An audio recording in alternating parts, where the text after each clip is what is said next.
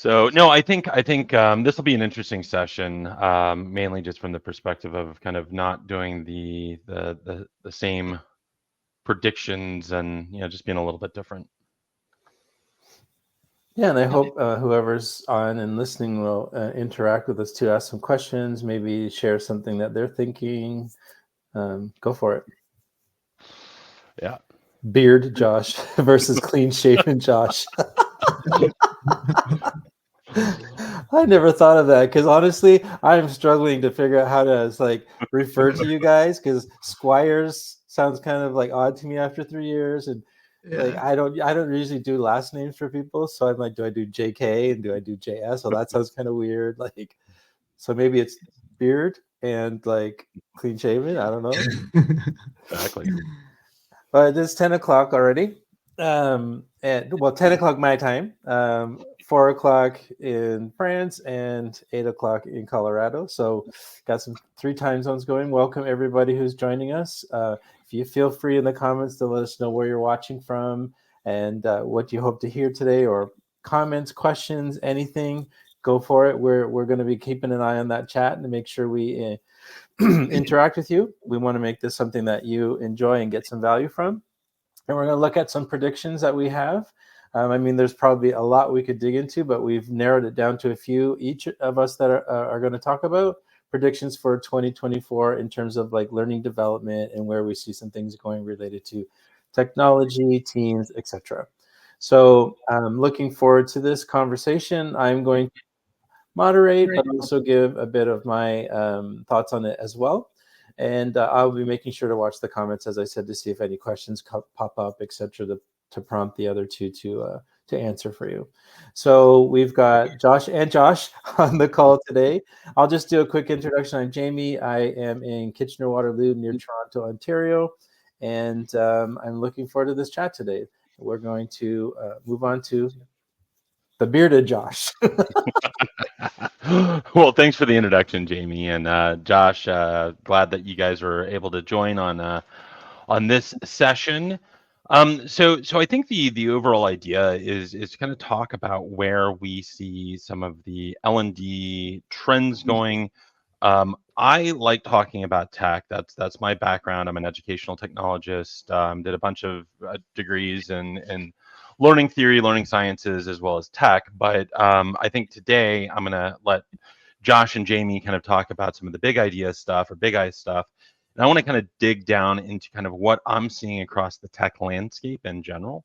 And so as far as where kind of 2024 is heading, especially with the learning space, I'm not necessarily caring about learning technology space. I'm looking at the industry of technology in general. And so one of the big things that I see that's definitely going to be kind of a mandatory element for organizations to adopt, and a lot of organizations are already adopting. A lot of platforms are already adopting kind of this concept, and really it's the idea of kind of the headless tech, right? So you no longer have a landing point to actually access the learning technology or whatever kind of technology that you want. You stay within the application or the framework that you're doing. In L&D, we call it learning in the flow of work. I'm not a big fan of that because that entails more than what we offer.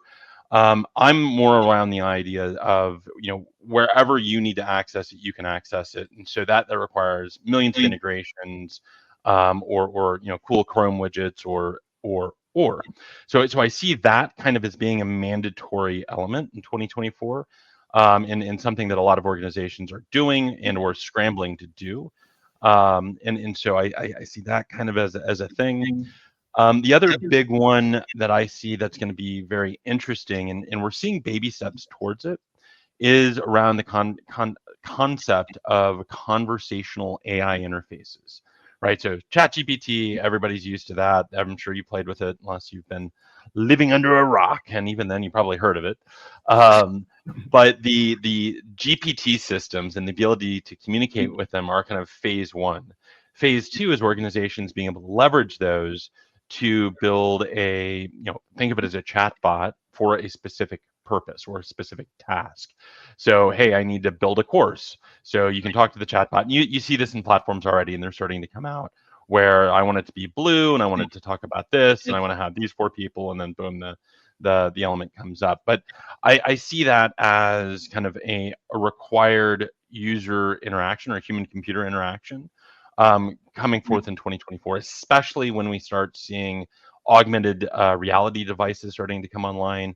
I don't expect big things from Apple's kit, but the Meta Oculus 3 and a lot of the other ones that are coming out of China, they're just incredible. And so hard to type in VR. So being able to talk through things, I think is going to be pretty interesting. Again, probably not necessarily something you need to bet the farm on, but it's definitely something that you need to start getting ready for. And can I go ahead, pause on, Jamie. So with the first 2, headless tech and the conversational AI interfaces, do you have sort of a combination of the 2 that you're thinking? I think if there is an entrepreneurial organization out there, Josh Kamrath, I think that would be a very interesting integration of the 2. And just for a bit of clarity, because maybe the headless tech idea is new for people who are tuning in. Is there an example that you can think of out in the world right now that would be a way to kind of picture how that works?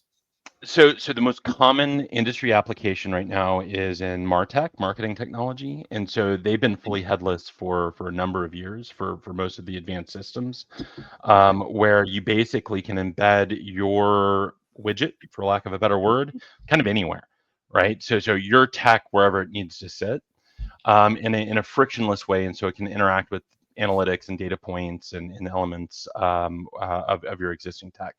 So you can kind of build like a tech ecosystem on a landing page without actually having to do a lot of hardwiring in. Okay. And so that's marketing has been honestly, for me, marketing has the industry leader. We just need in learning, just copy whatever they do and we'll be fine. Thanks. Yeah, no worries. So last 2, and I won't belabor these too much because these learning agents, which is my all-time favorite. I've written academically about this, and I've thought about it for years. This is the Jarvis of learning from Iron Man, if any of you guys caught that reference. But basically, being able to have kind of semi-autonomous algorithms, for lack of a better word, that can go out and kind of scrape or hoover information that you're interested in learning. And so agents in the AI world are relatively prevalent, and it's definitely one of the races that are kind of going on. And so it leverages GPT technology, neural networks, machine learning, all of the core elements of AI, not just GPT, not just NLP, not just machine learning, to actually go after a task. So, hey, I want to know about the stock predictions for the last 40 years as it applies for the next 3 years, and I want you to give me a summary every week, right? And so you just have a semi-autonomous element, agent basically working in the back end that kind of spits that out and jumps in. Ideally, we want to get more sophisticated. I want to get a training on XYZ, or I want to be assessed on the new news elements that are coming out, so I can be competent to speak about them as they come up. So I think there's lots of extremely interesting application for kind of these intelligent agents as it relates to my personal development, my role development, my organizational development. And I think you can kind of, fire these out. You customize them for you. Maybe a manager can kind of tweak them for them. But I think that one's going to be sexy, and whoever kind of gets that one right from a user experience standpoint is going to win. And then, sorry, one more question on that. Will the learning agent also, are you thinking, be able to anticipate as well as being asked? So maybe serve you up something that it thinks you're going to need? I hope so. Right now, we've got pretty heavy hallucination. So maybe with GPT-5 or 4.5, I think you could definitely start programming some of those elements to come in. I've been playing with building some of my own, and it's okay as far as anticipatory data.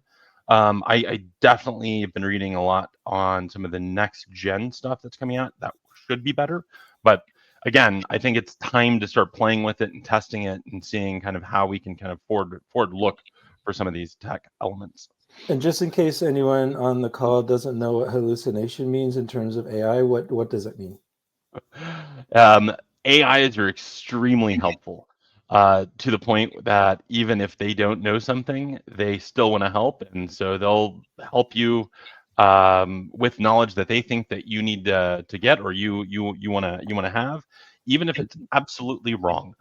So there's a couple famous lawyers who use ChatGPT to argue a legal brief, and ChatGPT didn't know anything about that legal brief, so rewrote its own legal brief and then referenced the brief that it wrote to help the lawyer solve the problem that he wanted to solve. Unfortunately, completely made up stuff is not admissible in court, so that person's in a little bit of trouble now. Well, thanks for explaining that. Yeah. Yeah, and I'll leave this one as maybe a topic for the next one, because this is probably my all-time favorite one, which is data intelligence systems and using data that we're getting from kind of different elements within our learning stack, and using computational algorithms to really kind of anticipate, predict, and kind of surface and visualize better information, so we can make decisions. Right now, we've got very transactional information, especially in learning tech. Hey, you took the course. Did you like it? I don't care. Oh, you spend an hour on that course. Great. Not relevant information. I mean, it's interesting for the LXD. Fine. They took this amount of time. Maybe we can shorten that, or maybe it's not enough time, right? But I want to know how my learning initiative impacts my business goal, right? What does the board want me to do? What does the CEO want me to do? What do my customers want me to do and learn? And how do these data streams impact those outputs? So inputs and outputs, I think, have to get aligned with the business. And I think having better data systems that are easy, and again, if we have conversational AI interfaces, visualize these 5 data points and the AI can pop it up, hopefully without hallucinations. But that one I'd love to start bringing in some data scientists, and that'll be another conversation. But I see that as the start of the most meaningful transition for learning that we could potentially do. Nice. So that's my thoughts. Nice. Do you have a response to some of the things that Josh said? Other Josh, clean shaven Josh? Sure. Yeah, I would really say, so I agree directionally. All of those things are where L&D is headed, and not just L&D, but most industries. But I would actually, one of my kind of core predictions of this year really is a expansion of your fourth point, Josh Squires, in that I really think there's going to continue to be an interwovenness between human interaction and human competency and allowing an organization to make data-driven decisions. So that's I like to kind of think back when Excel was first invented, or digital spreadsheets. Everyone looked at that, especially if you were in accounting, looked at Excel as like, oh my gosh, that's going to take my job. And what ultimately happened was organizations were able to take the power of Excel and take the tasks that would ordinarily take an entire day of computing a spreadsheet, and basically be able to punch in the numbers, hit enter, and have those computations be done in a fraction of a second. So what that translated to for organizations is the ability to ask, what if? Like, what if we, hire more employees, or what if we spend more in this area? And those what ifs across all of the departments basically empowered the accounting teams to have more of an impact, and organizations asked more of accountants. And ultimately, over the years, accountants basically became more valuable for the organization, and the number of accounting jobs increased. So kind of what I think, where I think we're at is generative AI is basically serving that similar purpose that Excel did, but in a democratized fashion. Like it's able to be applied across every department. And what that translates into is, and of course, Bongo, or my perspective and opinion is interwoven into what we're doing at Bongo, or what we're working on building. But I think that there's a huge opportunity to essentially have a snapshot in time of what a person's competencies or skills are, and give or empower an organization to make actual data-driven decisions, not just from a financial standpoint, but from a skills standpoint.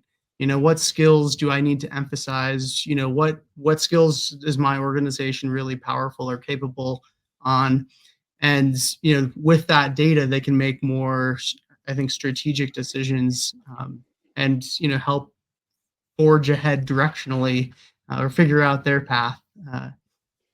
And one thing you said there that in terms of that Excel and accountants example is that accountants were kind of asked to do more. Like there was more being asked of them. So in the learning and development space, what do you think is going to be the asks to do more? What is that going to look like?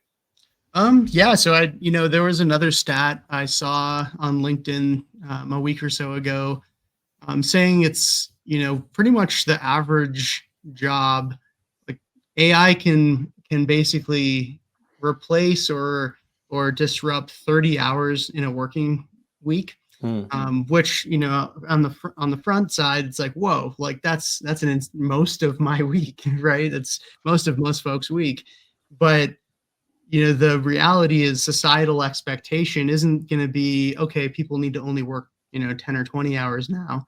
It's they're still going to need to work 40, 50, 60 hours, but the output expectation is going to increase. So the level of efficiency and the just expectation of how much can get done per person is going to increase. And that's going to be a tide that rises all boats.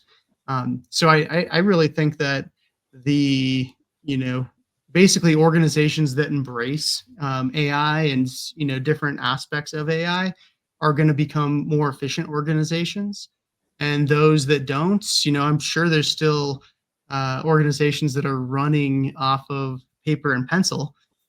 You just don't hear about them because they're probably not going to be very big. Yeah. And Right. I think that's our reality moving forward as society. So if I'm an L&D professional listening to this right now, and you're kind of suggesting that 30 hours of my week could be taken up with a really helpful, efficient tool, what should I be doing with those extra 30 hours now to, connect those dots and show that I'm doing more, so to speak? Well, I would say the first thing is, especially this year, figure out how to embrace those AI tools, because your output is going to be dramatically improved. And especially compared to your peers, whether those are peers at your organization or at your next job, you're going to look like and you're going to be an absolute rock star in terms of output and impact at the organization. So that would be my biggest advice is, instead of, like everyone will find more things to do and to work on, right? That's going to be dependent on, at a departmental level or an organizational level. But, my biggest advice would be, figure out how to really embrace and leverage tools that are, implementing AI as a core attribute of them. Yeah. I think Josh, one of the really kind of powerful elements that you kind of brought up with that statement is, I wouldn't think of it as, oh my gosh, my job's at risk. Because I mean, if your job is to administer an LMS and now you have an AI tool that can do that, right? You now are in a position to be strategic about what you're trying to do, right? So, if we're thinking of the average LMS, interaction rate of like 30%, right? And so as an LMS administrator, my job is just trying to get people in. I'm racking my brain on how to get people going into that. 30% isn't great. How do we get it up to 100%? Or how do we get different interaction elements going on? How do I use the AI tools to kind of do, the by hand work before we had Excel macros, to use your analogy, how do we leverage AI to act as a force multiplier for our Mhm. teams? Well, I would, Um, I guess I would agree with that, but I would go one further and double click into, how do we take, tools like Bongo, and I'm sure there's lots of other tools that are similar, and translate that into business impact, Mhm. right? Correct. And that's how, L&D professionals are really going to be elevated at the organization is, Mhm. if we're still talking about engagement and, LMS course completion, the 30% to 40%, that is good, but something that's going to get a lot more, like an order of magnitude more attention at an organization is being able to translate the activities that happened in an L&D department and what the actual business outcome was. That's how you become a rock star as an L&D professional. Yeah. Well, I mean, I Yeah. think it's being able to have a seat at the table to talk the language of business, to be able to solve problems that the organization Mhm. needs to solve. I mean, I've talked to hundreds, if not thousands, of L&D professionals, and like, yeah, no one listens to me. It's like, well, I mean, it's because we're communicating in our bubble. We're not Yeah, actually communicating where the business needs these communication elements to be. that's Yeah, and right. that ties into what I was thinking for today is I'm not so sure I'd call it a prediction, but maybe I think that for years, Josh, that has been a conversation in conferences that I've been to and spoken at where people like, unfortunately, I've heard it many, many times. We don't have a seat in the table. Our budget gets cut first. We're not respected. We're order takers. We're not part of the strategy. And I always like ask, like, well, why do you think that is, and what is the impact, and how are you proving it? And I think what I've seen over the last like year and a half or so is like TikTok, Amazon, Slack, they've all had major kind of news stories come out where their teams have been dissolved or they've been challenged or they've been the company has said we're not seeing an impact here with the L&D team. And I think what my prediction might be is that this now seems to be the year or the years where companies are really now actually doing something about that lack of impact, which is not bode well for some people, obviously. But I think that we're not going to be able to get away with not showing impact for much longer. Yeah. And I think that if you go to the C-suite and you do get that seat at the table and they do invite you into the boardroom, into a strategy meeting, and your answer to what you're doing is, we had 75 course completions and we had 80% of those people give a smile emoji for this course. But I built the course in 3 minutes too. Like you're just going to have blank faces looking back at you, and the next question is going to be, and so what?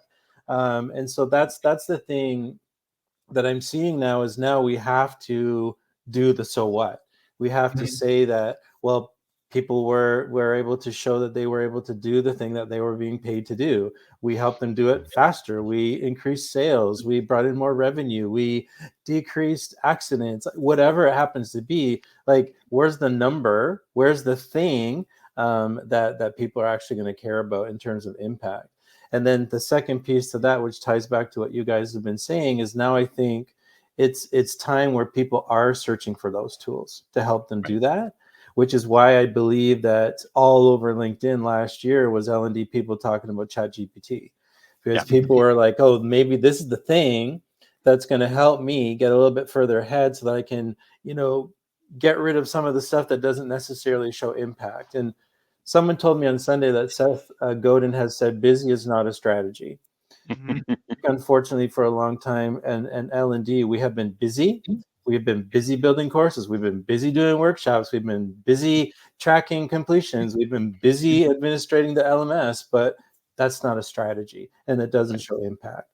So those are the type of things that kind of been sticking with me lately. And I just think that over the last 10 to 15 years that I've been hearing about it, now it seems to be the case that you can't really hide behind, fake stats anymore, as else to put it. But yeah, I think you know what I mean. Yeah, well, I mean, I think we're getting better at understanding data, and we're getting better at knowing what data we need to drive the business. And it may not necessarily be us as an L&D professional is getting better at it, but the businesses sure are. Yep. And there's data departments now, and so for us learning how to have kind of these conversational interfaces with these data sources and being able to get data that matters, right? Did what I share with you, from an article perspective or a course perspective or a video perspective, did it make you better at your job? Did it make you more efficient at your job? Did it enable you to get a promotion because now you know something you didn't know before? And these are the impacts and matrices that kind of become that force multiplier.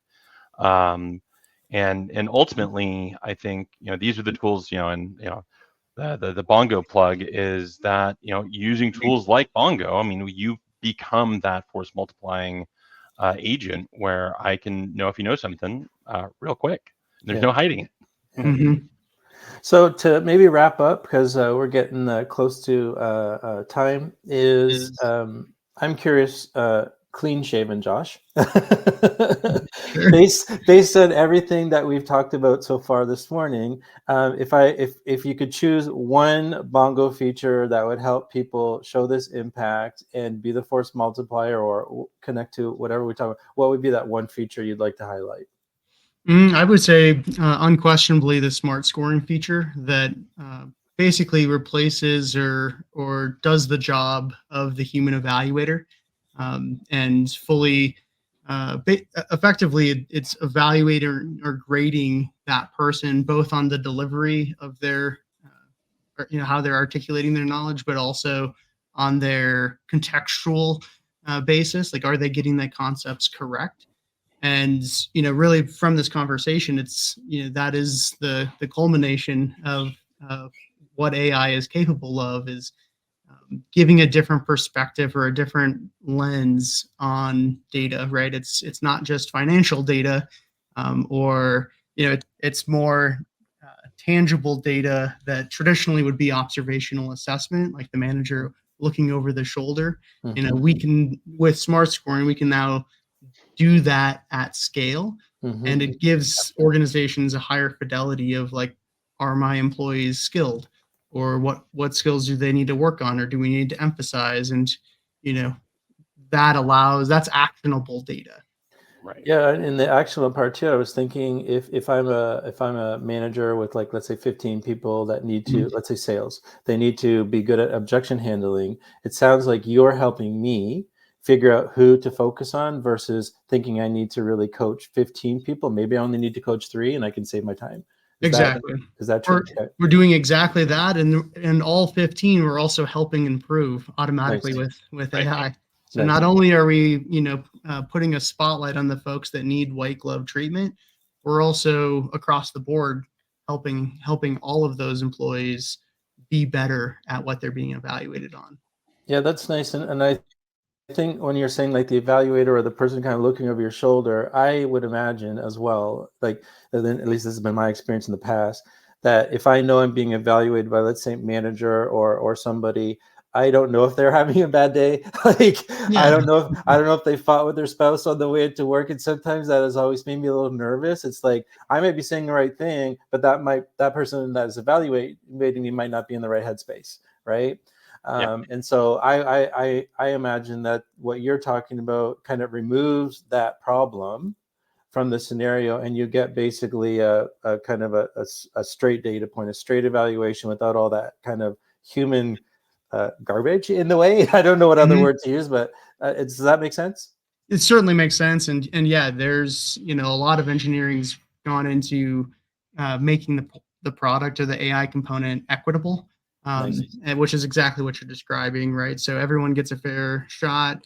Additionally, just the learners, because they don't have in the back of their head like, oh, my manager is going to watch this and then maybe I'm going to look silly.